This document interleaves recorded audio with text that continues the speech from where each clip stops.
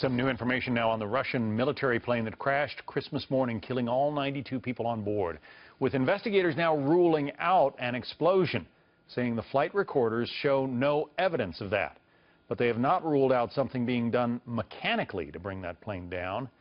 Here to talk about it, Bruce Buck Rodger, president of Aero Consulting Experts and a commercial airline captain. The Russians were quick to say this was not terrorism.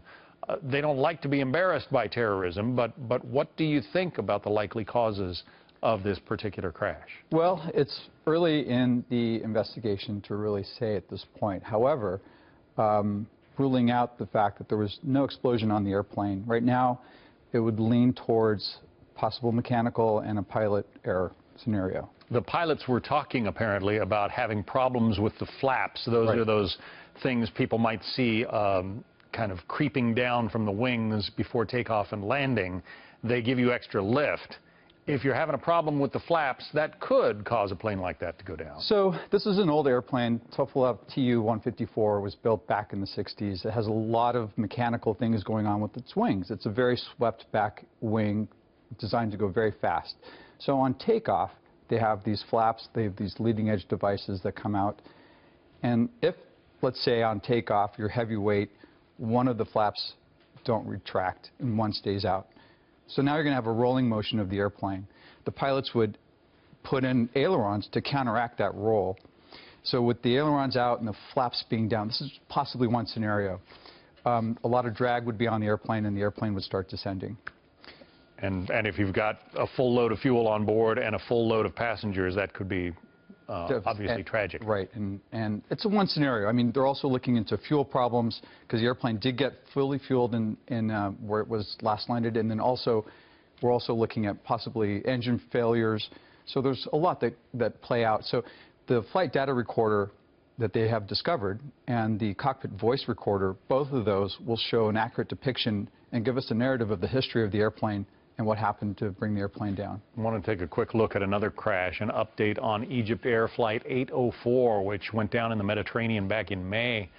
Investigators had pointed to an onboard fire as the likely cause, but now government officials say they've found traces of explosives on some of the bodies recovered there. 66 people died in that crash. Does it look like a bomb is the likeliest scenario here?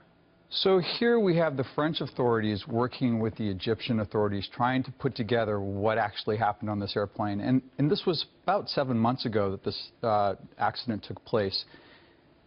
So they found TNT. Now, I'm not a forensic expert. However, I do know that an Airbus is built out of carbon fiber.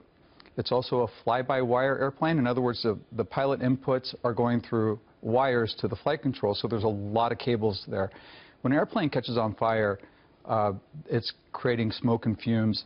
And out of those smoke and fumes, let's say out of the wire bundles, could come cyanide, could come some other chemicals.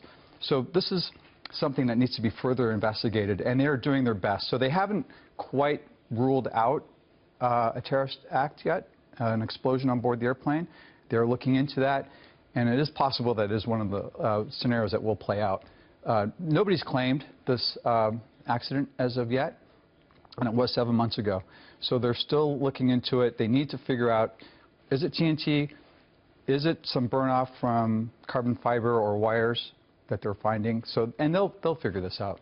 But security in that part of the world not quite up to the standards that we enjoy in the United States. Think about that every time you go through those annoying TSA lines. Well, it's annoying but necessary. Absolutely. Buck Rodger, thank you. Thank you, John.